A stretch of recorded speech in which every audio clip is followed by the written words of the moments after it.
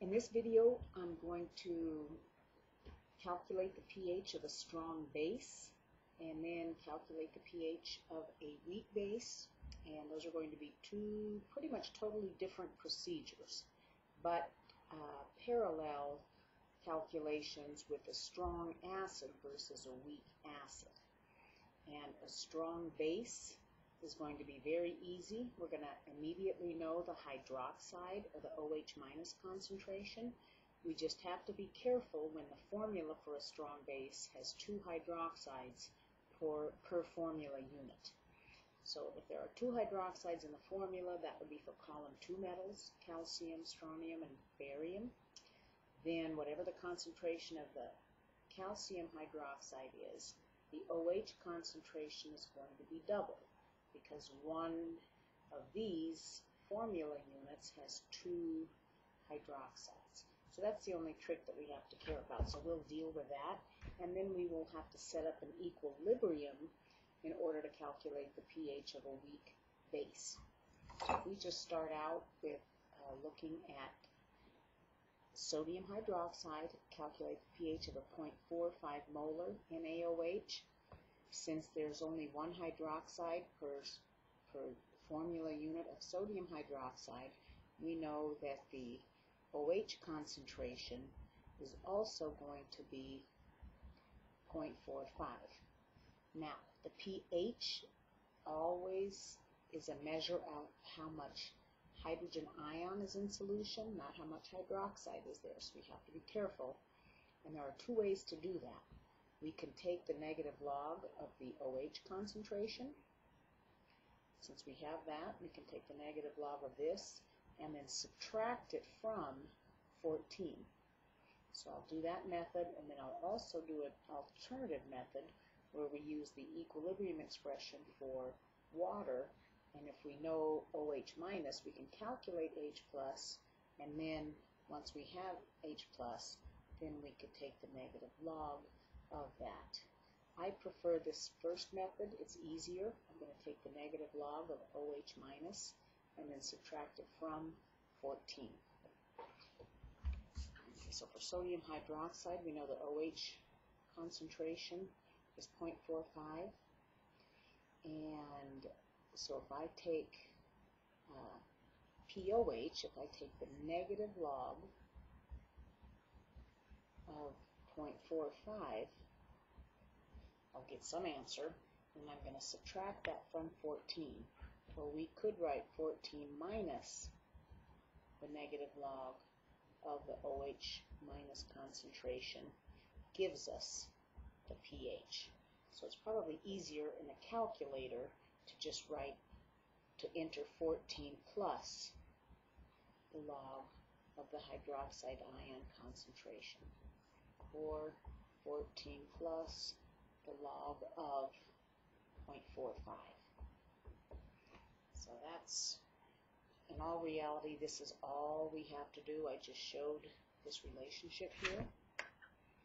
So I can do that, and if I'm going to enter that in the calculator, 14 plus the log, did I hit the log? Yes, 0.45, and if I do that, I get 13.65.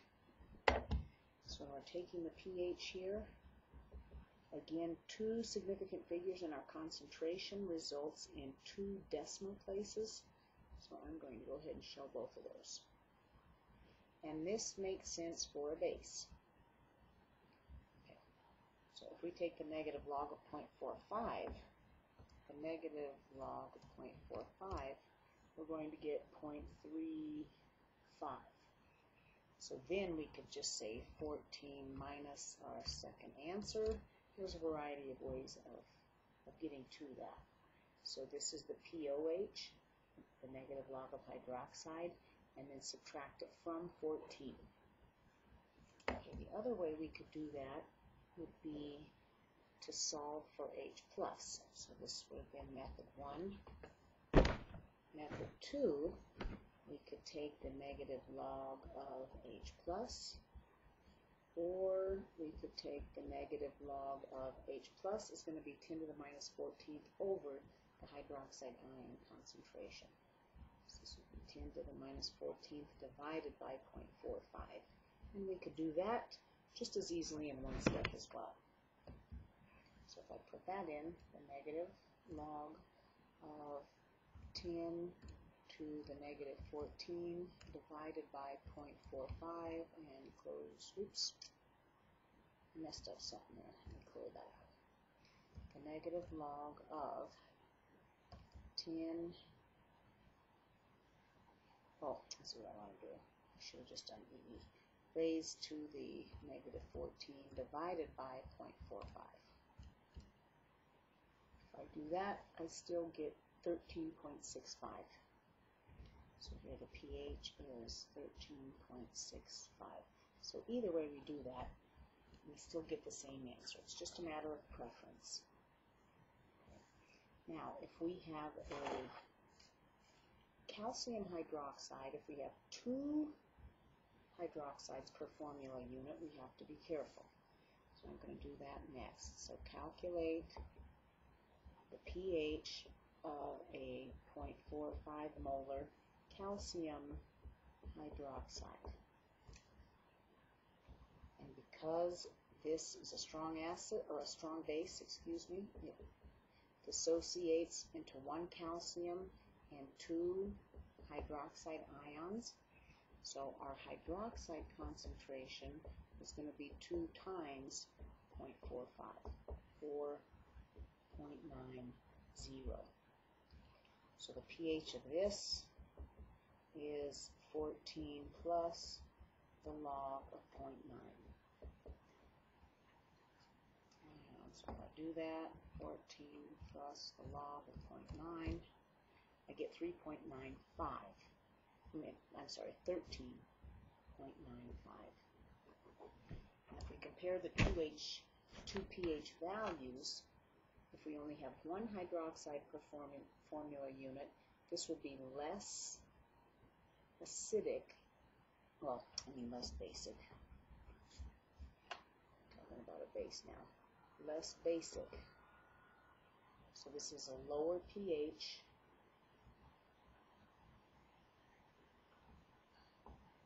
than this.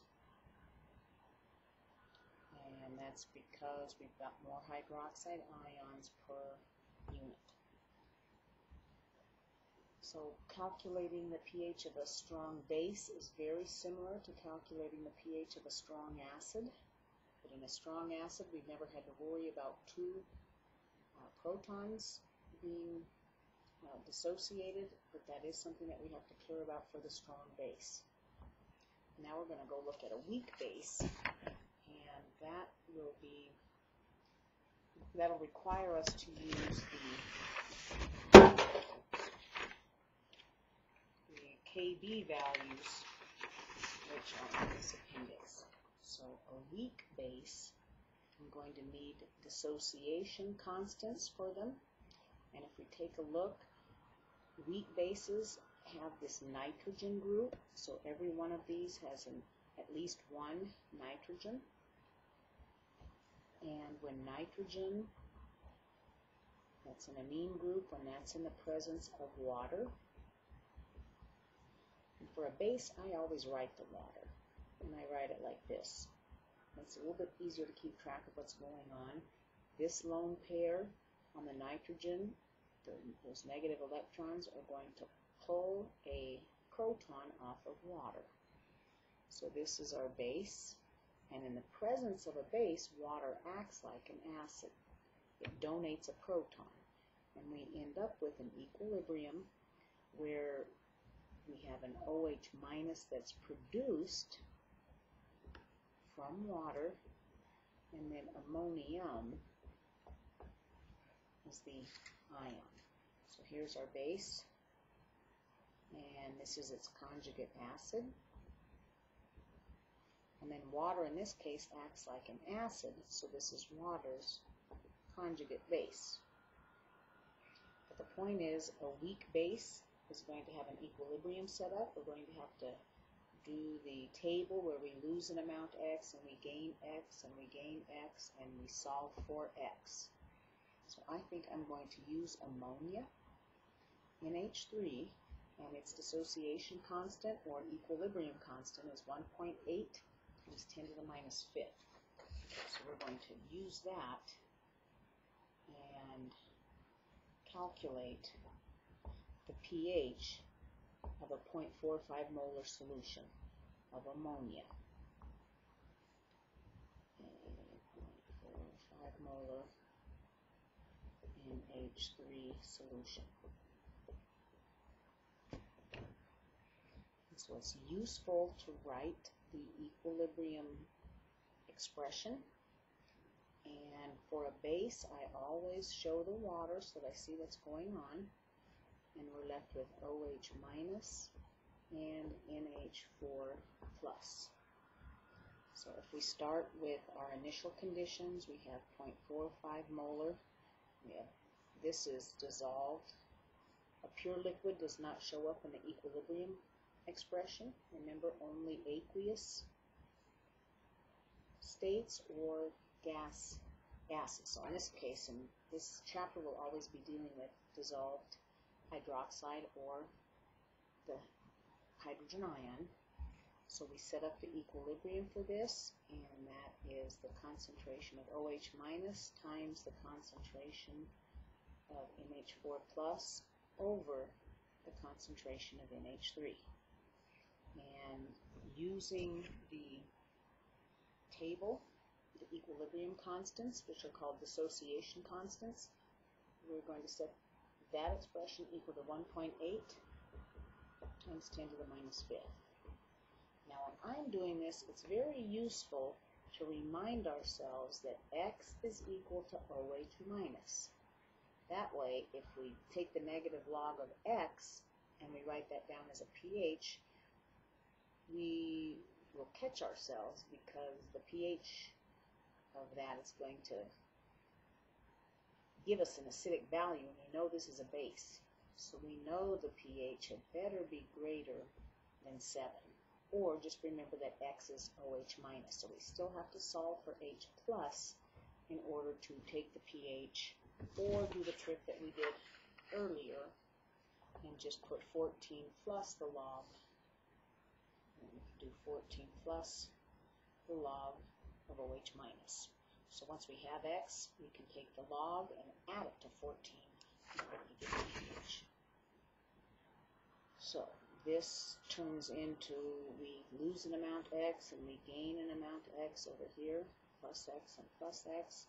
So 1.8 times 10 to the minus fifth is equal to X for hydroxide, X for NH4, all over 0.45 minus X. And again, I'm going to make this assumption that that value is quite small compared to that. And so this is going to be the exact same setup as the weak acid that we did earlier, except our equilibrium constant's different. So I'm going to solve for X. X is the square root of 1.8 times 10 to the minus fifth times 0.45. So we can do that. I can find my calculator. Oh, okay. So if we solve for X, we take the square root of 1.8 EE negative 5 times 0.45. So here X is 0.0028. I am not going to stop and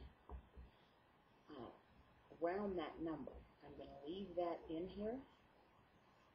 So I'm going to take the negative log of this value. So now I'm going to take the negative log of X. So the negative log of my second answer, because these are exponents. If we round that, we could get a considerably different answer. And this is 2.5457,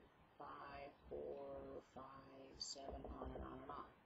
Well, I know this can't be the pH. So this is actually the POH, because I'm taking the negative log. Remember, this is the hydroxide concentration. So now, to calculate the pH, I just take 14 minus this number. So I can do 14 minus my second answer. And so now my pH is 11.45. Again, a variety of ways you can do that once you have the hydroxide ion concentration. It's up to you how you want to solve for the pH. But this is less basic than our 0.45 molar sodium hydroxide, which was the strong base. So because we have a weak base, we don't have as much hydroxide in solution because this is in equilibrium. Okay.